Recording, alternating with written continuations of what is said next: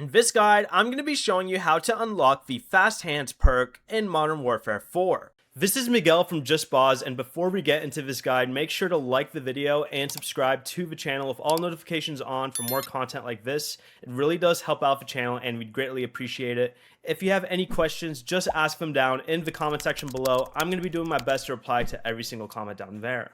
Fast Hands is a perk 2 option and it unlocks for your normal multiplayer level progression.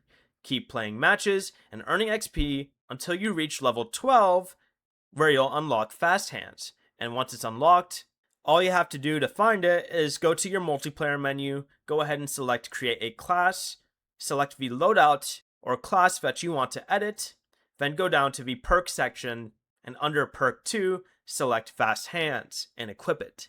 Fast Hands helps to let you reload, use equipment, and swap weapons a lot faster. Before you leave, remember to like the video and subscribe to the channel with all notifications on for more content like this. It really does help out the channel and we'd greatly appreciate it. And if you did have any questions, just ask them down in the comment section below. I'm going to be doing my best to reply to every single comment down there. Peace.